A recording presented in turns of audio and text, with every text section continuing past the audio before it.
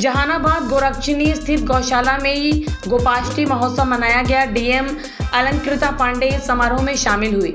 इस समारोह को संबोधित करते हुए कही कि 1906 ये गौशाला स्थापित है, लेकिन जिस तरह से इस गौशाले की हालत है यह काफ़ी ही दयनीय है। हम सभी लोगों को मिलकर संकल्प लेना है कि इस गौशाला को कायाकल्प करना है। उपस्थित लोगों से उन्होंने आग्रह किया कि सभी लोग इस गौशाले में कुछ न कुछ दान करें और इस समिति के सदस्यों को उन्होंने कहा कि आप लोग भी एक प्लान बनाएं, इस गौशाले को किस तरह से आत्मनिर्भर बनाया जाए जिससे इसकी आमदनी हो और रहने वाली गाय को सही रूप से देखरेख हो सके। जिला प्रशासन भी इसमें हर तरह की मदद करने को तैयार है।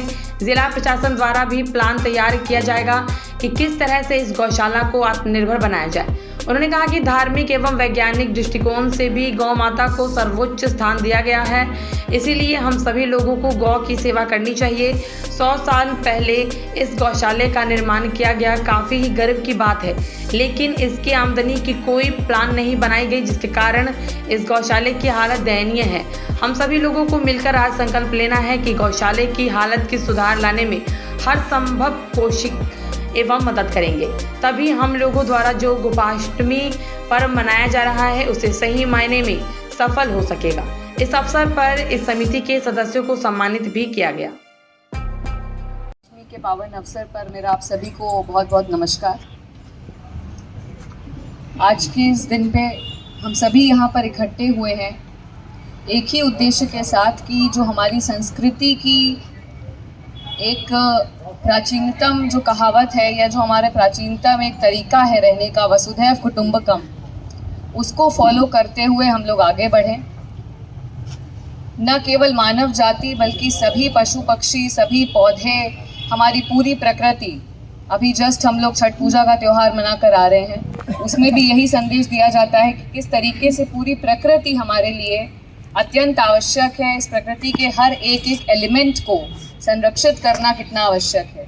उसी प्रकार से जो हमारे साथ में पशु हैं, स्पेशली पशुओं में भी एक स्पेशल स्थान गौ माता का, हमारी संस्कृति में भी और वैज्ञानिक रूप से भी। तो इनको संरक्षित करना बहुत ही हमारे ये एक पैशन होना चाहिए, जुनून होना चाहिए, और हम सभी के जीवन का एटलीस्ट एक छोटा सा पार्ट किसी न किसी रूप में एक कॉन्ट्रीब्यूशन जाना चाहिए गौ माता की सेवा के रूप में। भले ही वो हम अपने हाथों से सेवा करें, हम हफ्ते में एक बार आकर के यहाँ पर श्रमदान करें, या अगर हम सक्षम हैं तो हम कुछ अपना सक्षम है तो पैसे के माध्यम से, अनाज के माध्यम से, जिस भी रूप में आप सक्षम हैं, मेरा आप सभी से ये अपील होगा, ये अनुरोध होगा कि 1906 से ये गौशाला चली आ रही है। मुझे नहीं लगता कि कोई इतनी पुरानी गौशालाएं बहुत अधिक होंगी संख्या में। ये जहानाबाद के लिए बहुत गर्व की बात होनी चाहिए कि 100 साल से भी अधिक प्राचीन गौशाला हमारे ज़िले में है, और उसकी ये हालत देख करके, इतनी जर्जर अवस्था यहाँ पर है, ये मुझे बहुत दुख हुआ।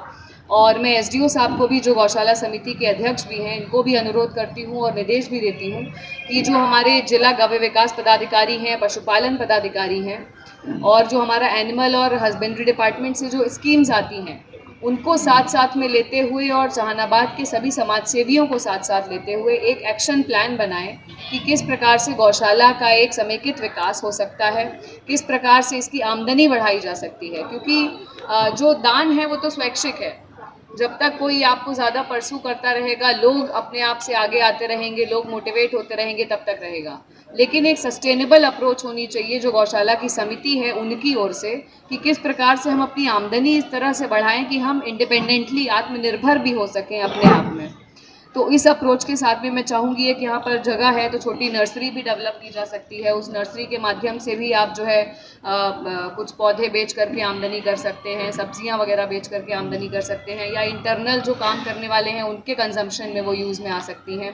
इसके अतिरिक्त कुछ आप, यदि यहाँ पर ज़्यादातर गायें जो हैं वो मुझे बताया गया कि वृद्ध और बेसहारा गायें हैं, उनके अतिरिक्त यदि जो दूध देने वाली जो यंग पशु हैं उनको भी यदि रखा जाए तो उससे भी आपको काफ़ी आमदनी होगी। उसके लिए विभाग से क्या क्या मदद मिल सकती है, उस सभी को एक बार आप लोग बैठ करके एक एक्शन प्लान बना लीजिए, ताकि एक सस्टेनेबल रूप से इसको डेवलप करने का हम लोग 2-3 महीने में एक ये बना करके और उस दिशा में पूरा प्रयास करें। और इसका एक अच्छा रूप हम लोगों को अगले 3-4 महीने में देखने को मिले और एक कायाकल्प यहाँ पर हम लोग करना चाहेंगे, क्योंकि 100 साल से अधिक प्राचीन गौशाला का ये हालत जो है वो किसी भी परिस्थिति में नहीं होना चाहिए। और हम सभी को आज यहाँ से संकल्प लेके जाना चाहिए कि अपने अपने तरीके से हम कुछ ना कुछ कंट्रीब्यूशन, कुछ ना कुछ अपना योगदान गौ माता के लिए ज़रूर करेंगे। और इसी संकल्प के साथ मैं भी अपना कुछ कंट्रीब्यूशन करूँगी गौशाला समिति को और कोशिश करूँगी कि वो कंटिन्यू रहे। इसी के साथ साथ बहुत बहुत धन्यवाद। जय हिंद, जय भारत।